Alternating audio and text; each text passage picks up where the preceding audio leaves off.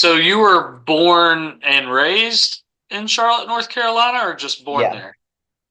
Yes, it was both. So I was born in Charlotte, moved from Charlotte to Austin when I was 2, and then that only lasted like 2 years, and we moved back to Charlotte. So, and then I was there up until I went to Sanford.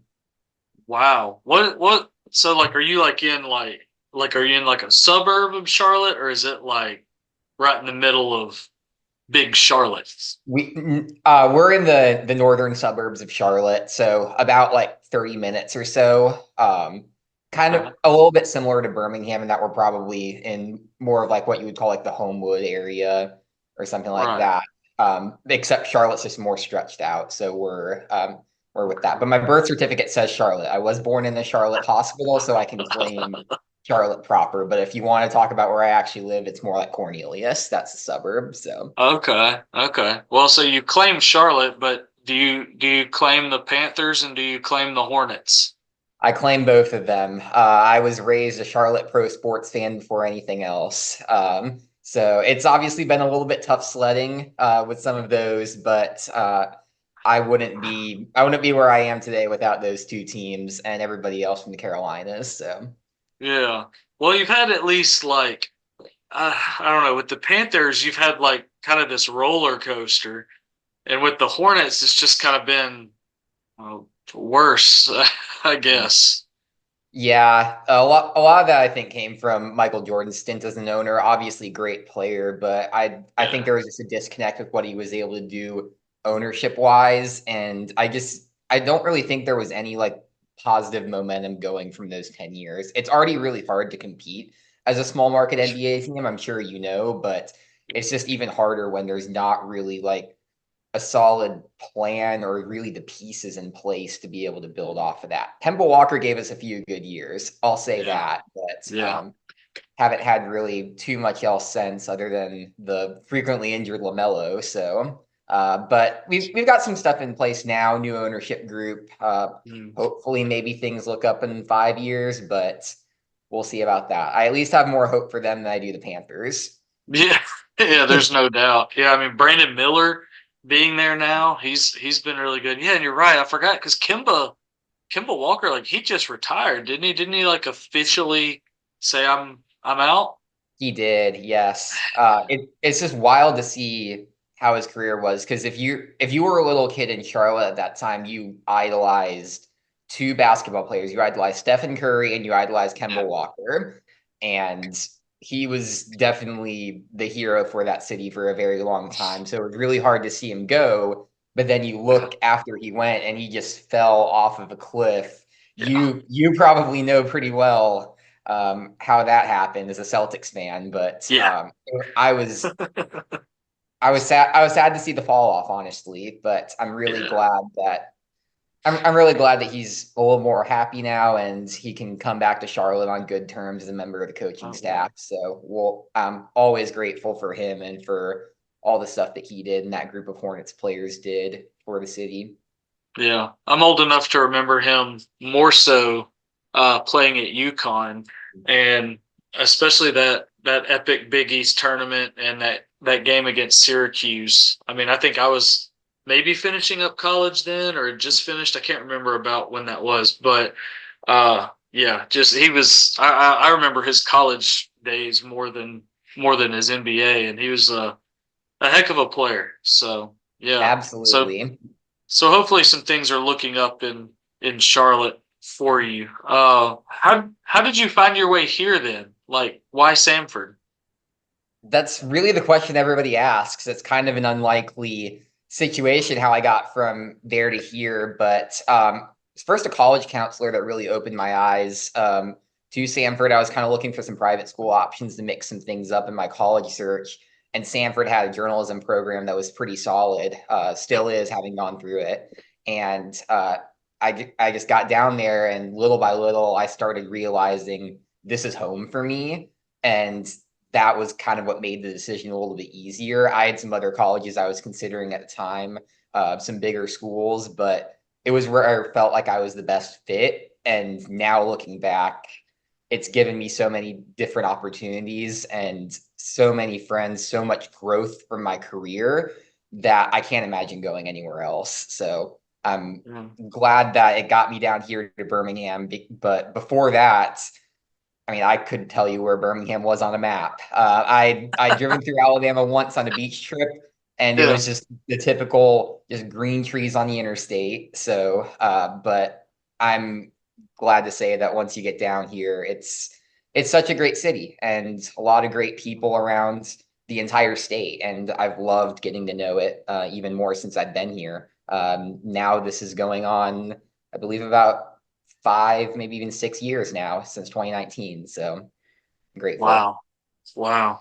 So how'd you decide on the journalism route for yourself? Like where did that start for you? I know for a lot of us, it kind of started in like a high school newspaper, high school yearbook, that kind of deal. Where did that start for you?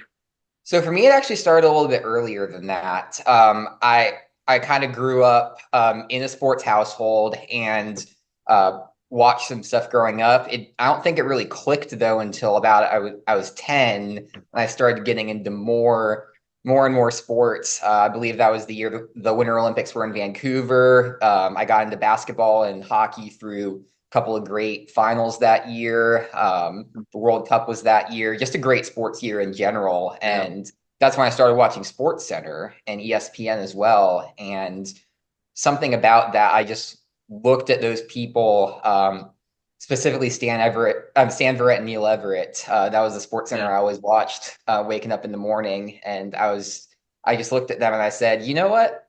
They have a cool job. I'd like to do that. And Yeah. really from age 10 on, that's been my goal is just Yeah. be get into sports journalism however I can.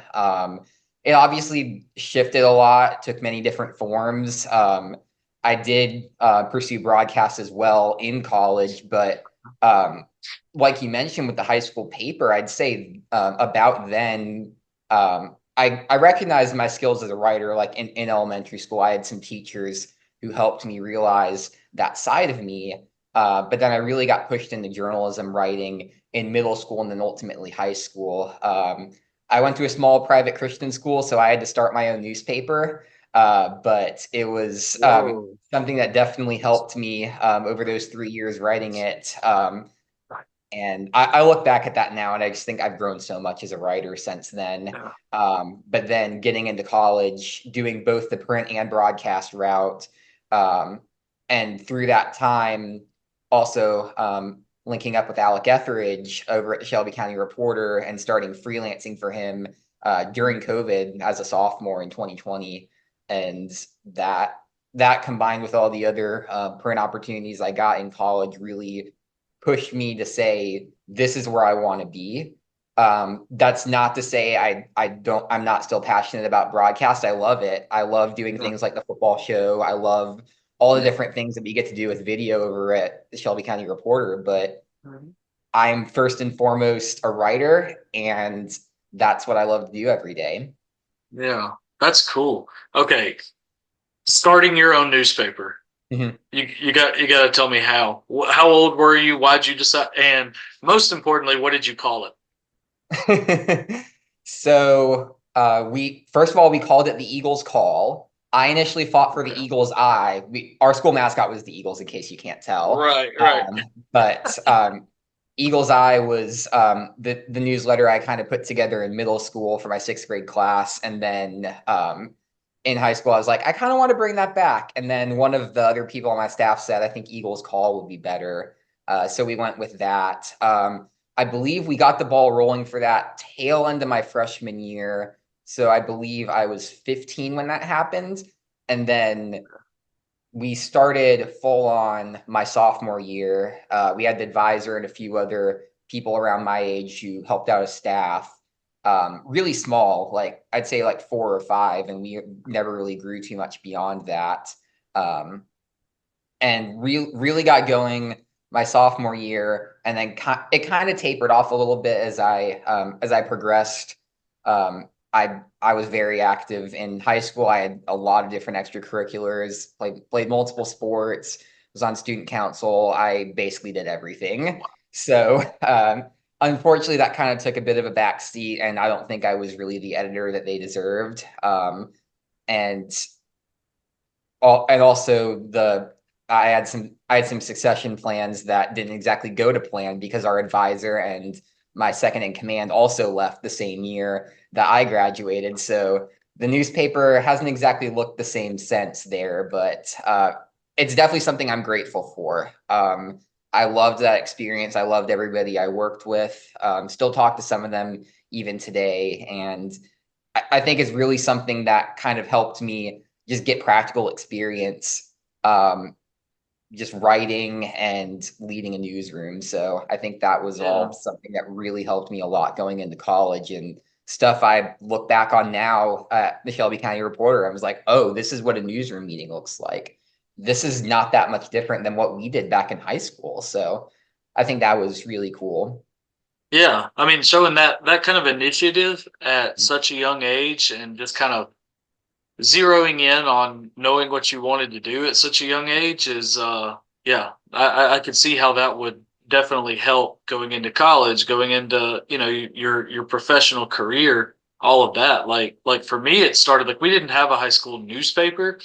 We had the yearbook, and I was on the sports staff. And you know, back then, like, you know, it's a yearbook, it's a lot of photos, and you write a billion captions, and that's about it. But I was like, I remember at the time, that's where it really clicked for me because I kind of the same type route, although, you know, you were watching Stan Verrett and Neil Everett, you know, my guys were like Stuart Scott and Dan Patrick, you know, Right. because I'm just a little bit older than you. Uh, but yeah, that's how it was for me. Like every year, like one of my recurring Christmas gifts every year was the ESPN Sports Almanac, you know, and it's like that thick, just stats and stuff. And I had some friends like if you I don't know if you ever watched the show Stump the Schwab. Do you remember that show on ESPN? I probably saw a rerun at some point. Yeah. I do Like, love old ESPN history and old broadcast history in general. So, see, pretty again, well versed in the old just a ESPN little stuff. older than you, but at the time, like that was my thing back then for some reason. Like I can't remember squat these days, but back then I knew stats and I loved it and I would read it like it was narrative nonfiction and it was just a book of stats and history and that kind of thing. And so I had some friends that would call me Schwab. Um, anyway, but yeah, I got that kind of experience. Like I was like writing for that yearbook, I was like, it didn't come to fruition, but I remember pushing for like, why aren't we writing something like interesting? Like we would write about a basketball season and be like, you know, the Hewitt Trustful basketball team faced many tough opponents this year, and it was just like a weird like 200-word season recap that was basically turning the schedule into a past tense, you know, sentence. Like it was kind of crap. And so I remember at one point thinking like, well, this is cool though. Like I'm getting to work on something, be constructive. I'm not sitting in a math class or something like that. And I remember being like, hey, for this basketball story, I need to go interview a kid, you know, and it was a guy in my grade that at the time was signed with Alabama, Justin Tubbs, that played at Alabama and ultimately transferred to East Tennessee State. He was a prolific dunker. I mean, he would be on Sports Center top 10 every now and then because of his dunks. And I remember being like, I need to go talk to him. And he was at that same period that I had yearbook, he was in the gym by himself working. And I don't know what class he had or if it was an athletic period somehow, but he was the only one in there. And I just sat in there and talked basketball with him. And that was really my like, okay, that's where it clicked for me because it was like everybody else is like sitting at a desk or, you know, sitting at a computer or just something monotonous. And I'm getting to like go somewhere and go into a basketball arena and talk to this guy about whatever we want to talk about, you know? And I was like, that's what I want to do. I want to be while everybody's sitting at their desk job or, you know, in their college class or whatever. I want to be, you know, in a dugout talking to a coach or, you know, in a basketball arena talking to a player or, you know, football field talking to a football player, whatever. And I think that's where it kind of clicked for me where I was like, yeah, this is what I want to do.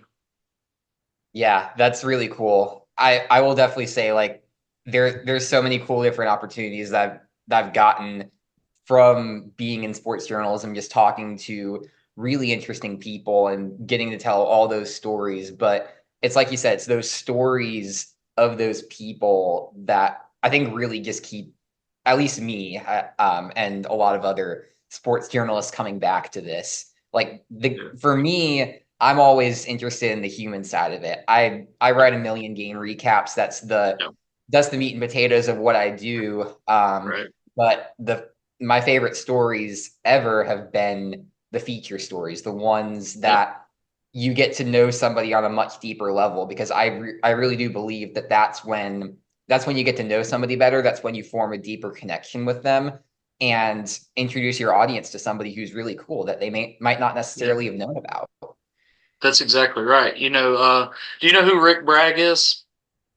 I don't believe so, but I may once you start talking about him. So he's a Pulitzer Prize winning reporter when he was with the New York Times, but around 25 years ago, he started really putting out books about his family, and he's been a bestseller every time he puts a book out.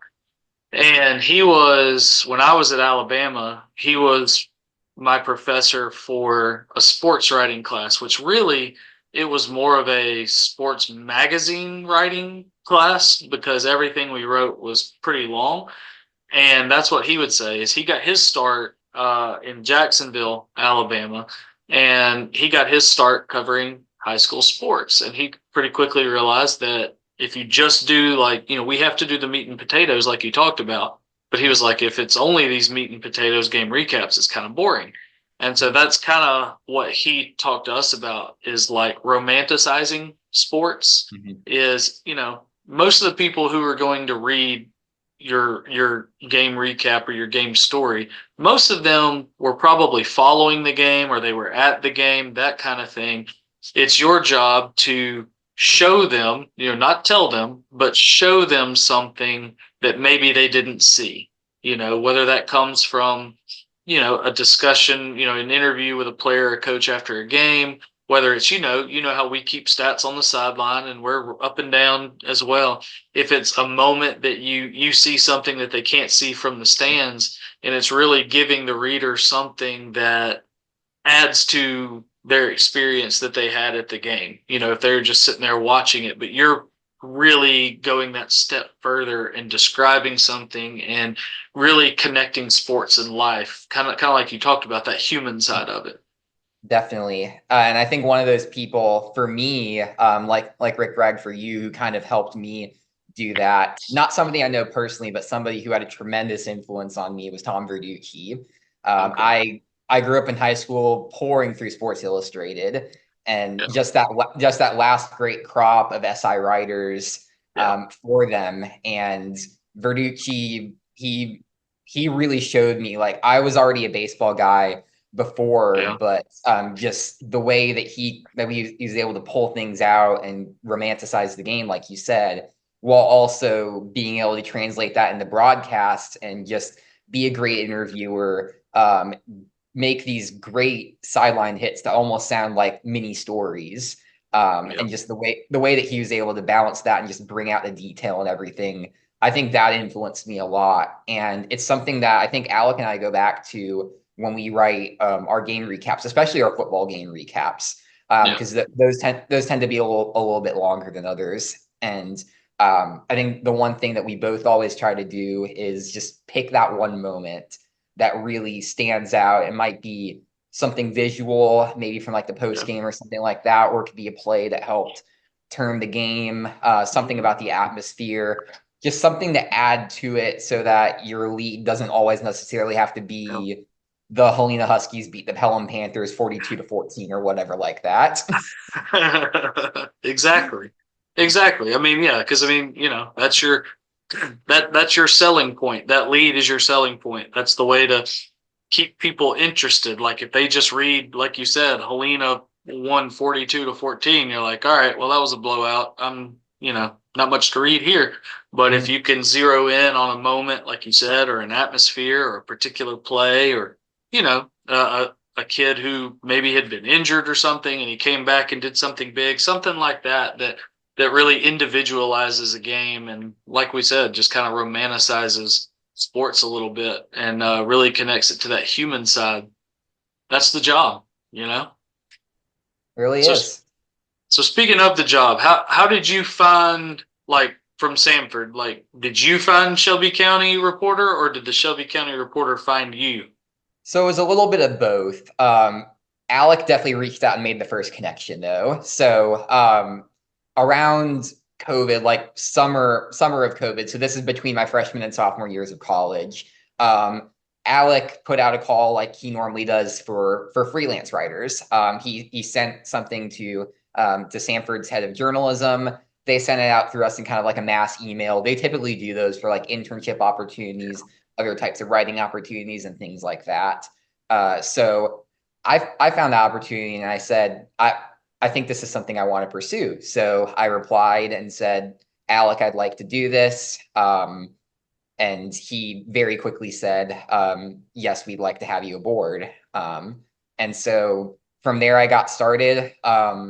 It starting out during COVID obviously was a little interesting. So my first game that I ever covered was Briarwood at Fort Payne that year. But since it Oh, was wow. in Fort Payne, I covered it remotely, and I interviewed Coach Forrester for the first time in the bathroom of the Hilton Garden Inn in Homewood. And that is the glorious start of my high school sports career. And then the next week, did my first in-person game, Montevallo at Shelby County, just right down the road from where I work now in Columbiana.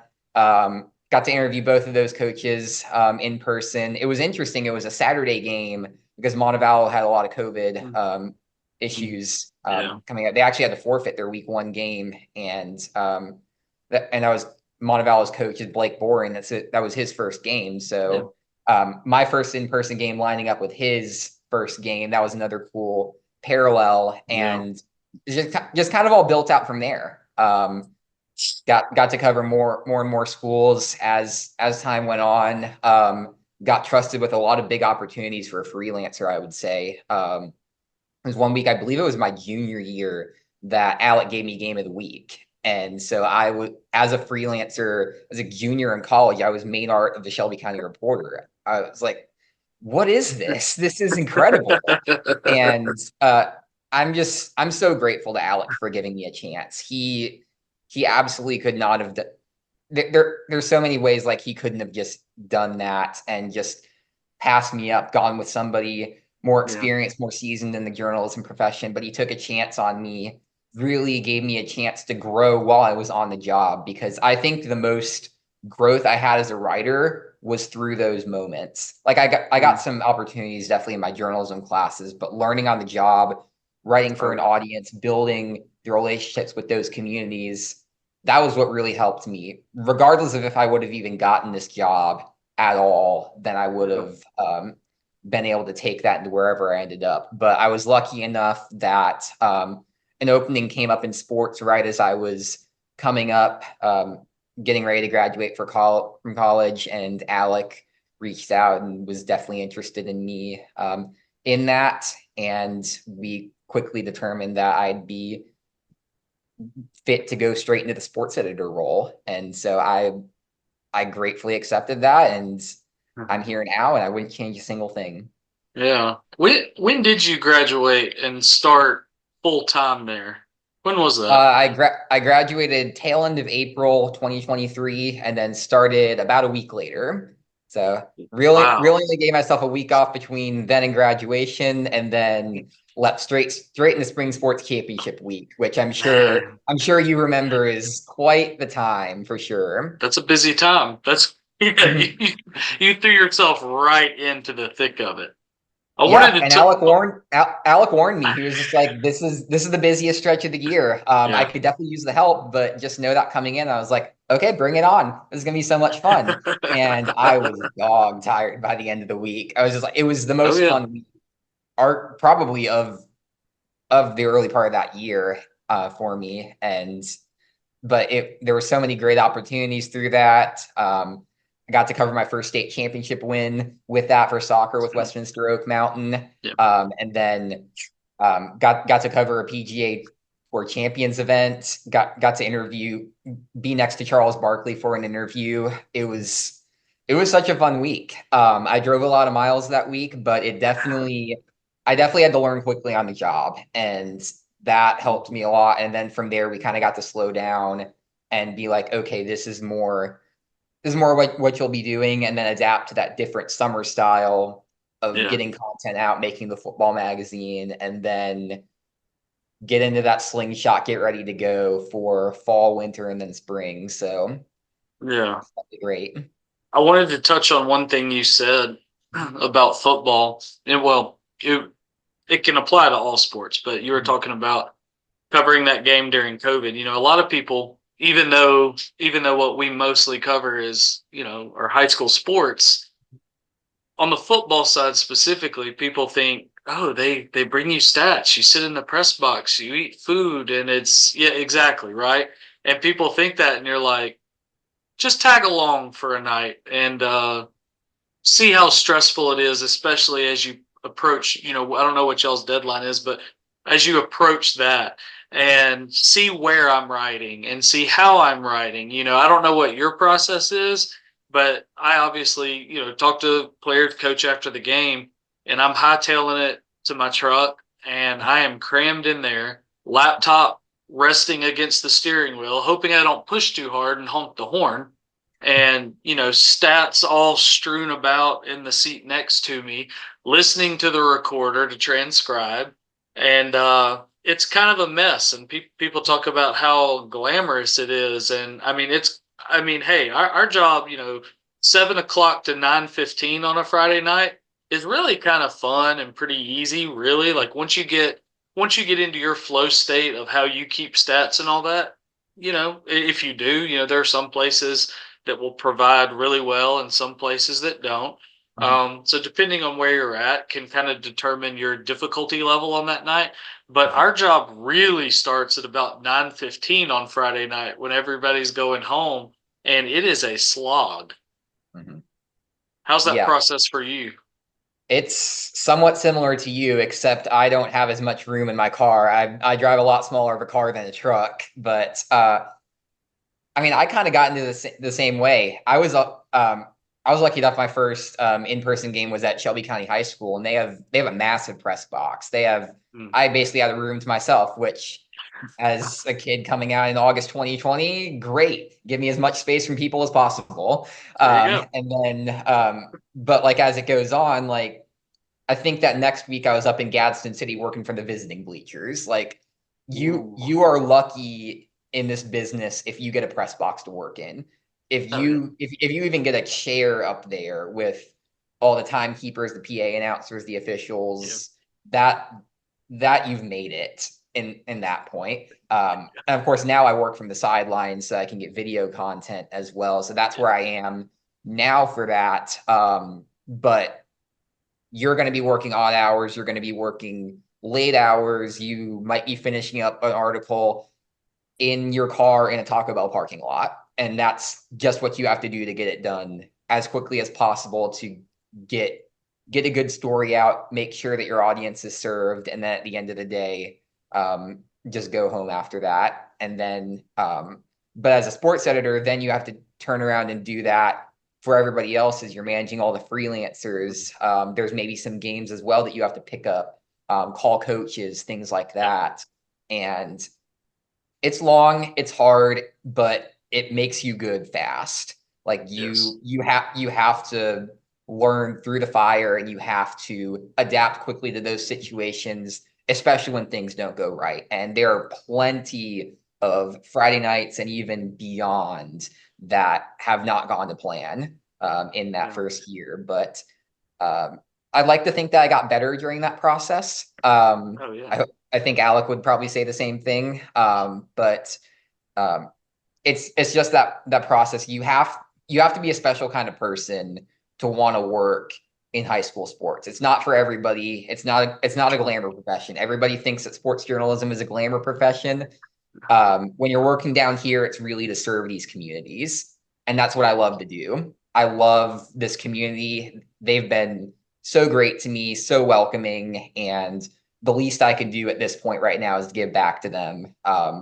Welcoming a kid in from Charlotte who, frankly, had no connections to here growing up, was not growing up even knowing who these teams were, but now I'm the one who you trust to be the voice for your community, for your sports, and I don't take that lightly. Yeah. What is it that brings up something I wanted to ask anyway, but you kind of segued right into it. Like, what has that been like over this last year, building that trust and making those connections and building those relationships with those communities, coaches, players, that kind of thing. How has that been for you?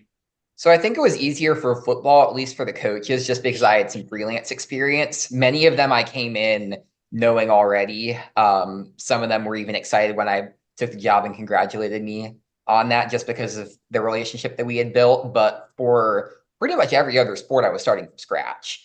And that's difficult.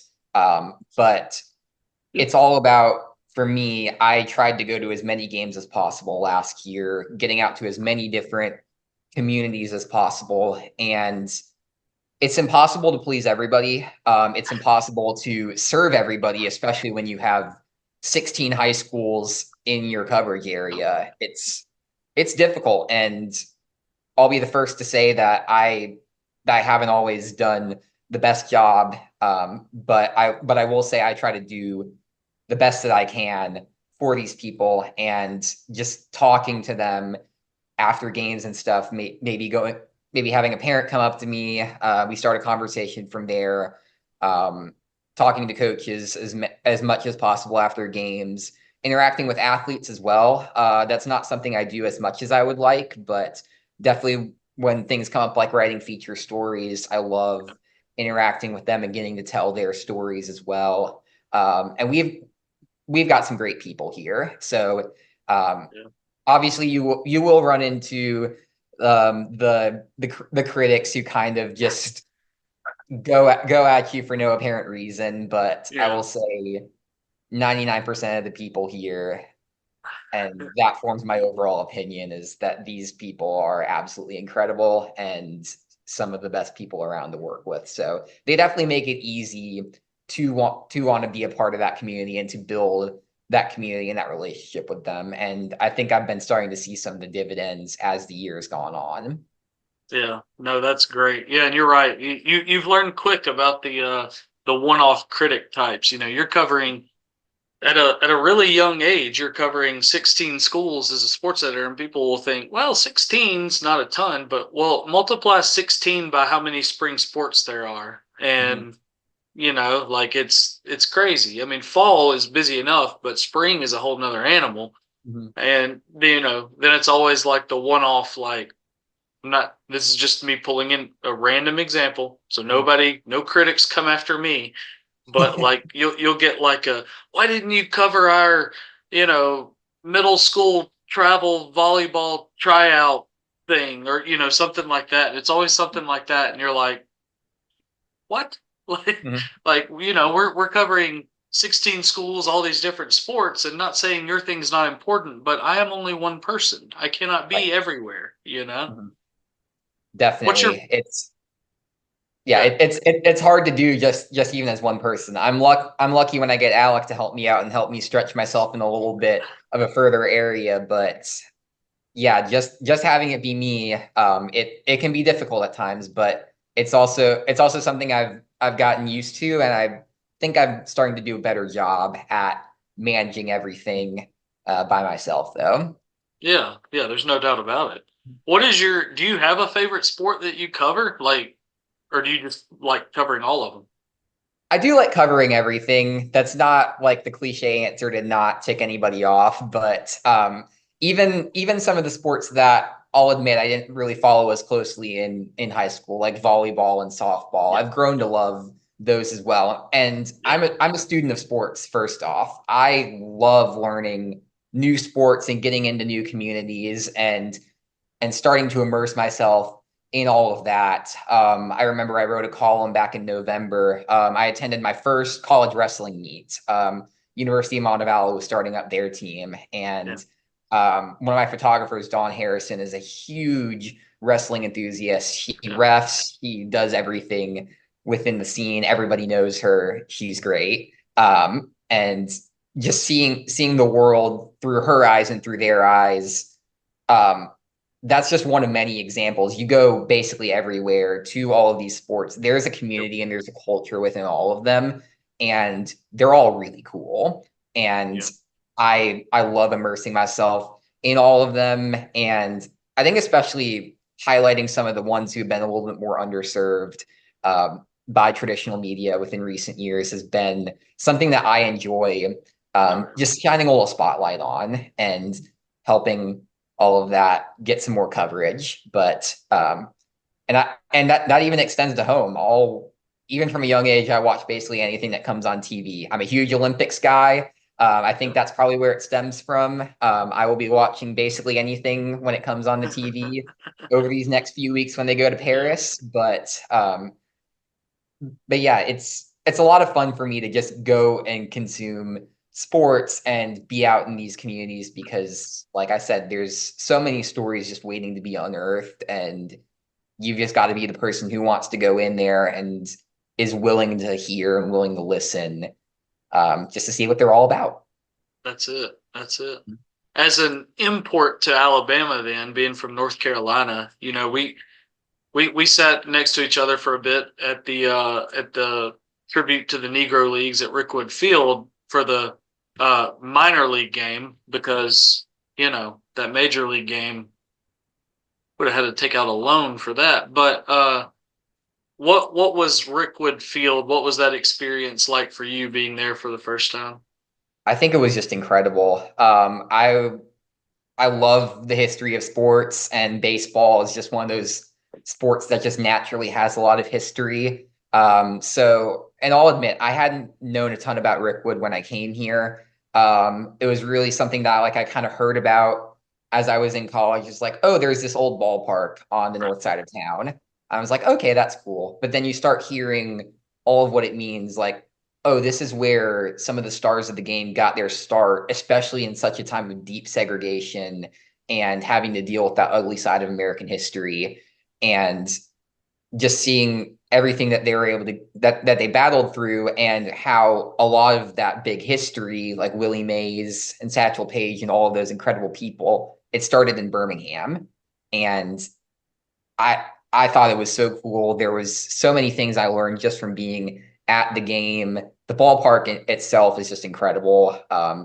Just feels like you're stepping into a living piece of history, and still an incredible place to watch a game. I'd recommend anybody go down there and watch it. It's definitely of the top memories in my sports watching career, just going there and going to that game.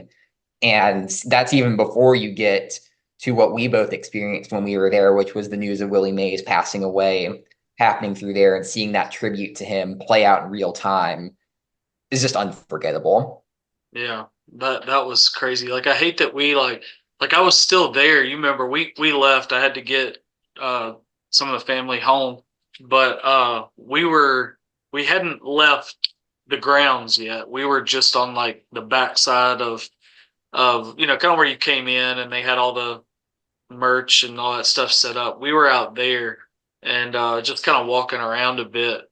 That's when we found out, and so we weren't in there for to see it on the board and all that. But I like that one. That really hit me. That not only did it happen, that game had been in the works for a year, and the plan all along was to have Willie there. And I had started to hear that, hey, I mean, it's like he's 92, 93 years old. It's going to be tough to get him across the country regardless.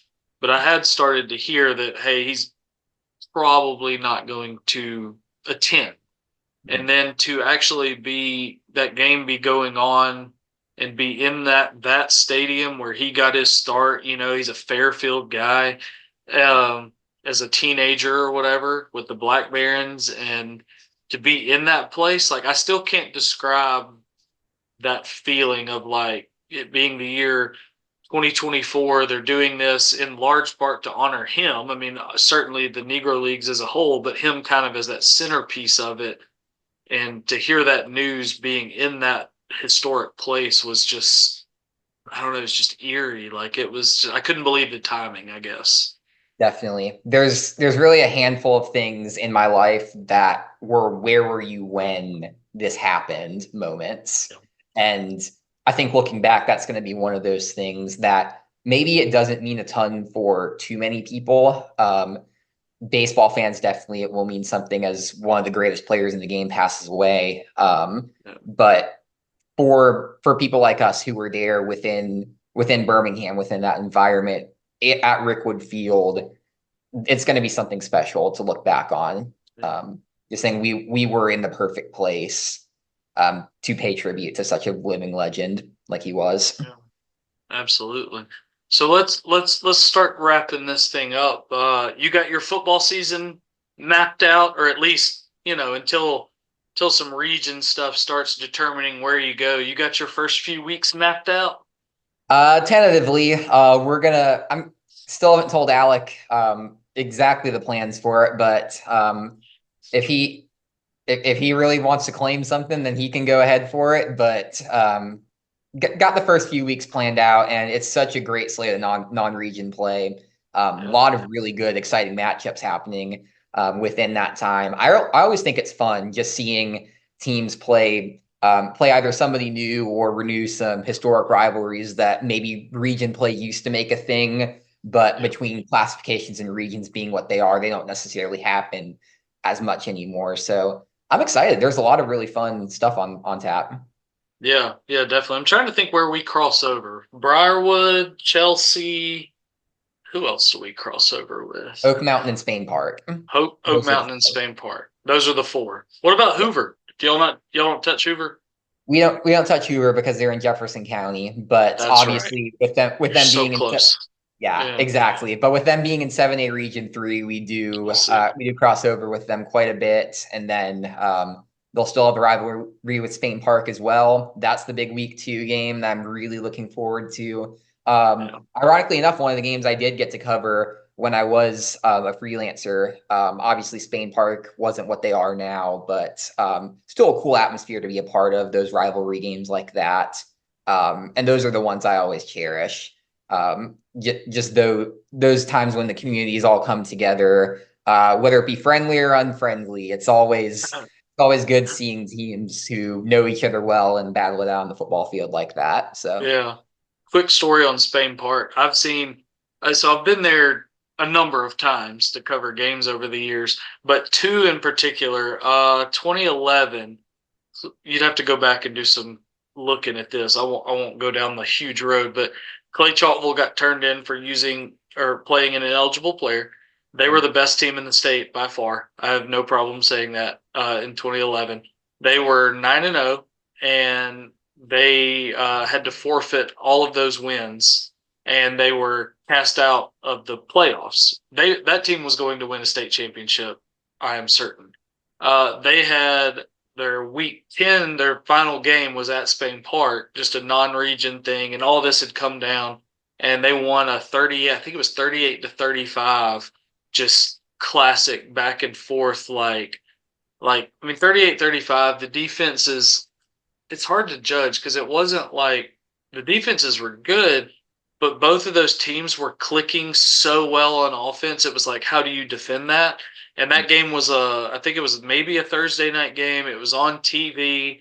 Um, One of the receivers for Clay Chalkville, his dad was actually in prison at the time and got to watch the game from prison. And his son scored 3 touchdowns that night. And so every time he scored a touchdown, he found the camera and blew it a kiss. So that was cool. And then I think it was maybe 3 years later, I covered Hewitt Trustful playing at Spain Park, and that game went like 7 overtimes, and the final was 64-63. I did not meet deadline that night. Not even close. Not even close. So that place in particular has always had some interesting moments for me. So I'm hoping I can get out I don't know. I'd like to cross paths, hopefully at some point, whether it be I don't know. I know Briarwood and Oak Mountain open the season against each other. Right there on 119. But hopefully we'll cross paths at some point this year, and hopefully more than like once. Like I think I saw you. Where did I see you? Helena Briarwood? No, Not Helena Briarwood, but no, that was Alec. it was one of the Briarwood games though. I was where I saw Yeah, you. I can't remember who they were playing, but hopefully one of those. I've already told Coach Forrester there's like 2 or 3 games on their schedule I want to go to this year. Like I want to go to Briarwood Leeds. I think Hmm. that's September 27th.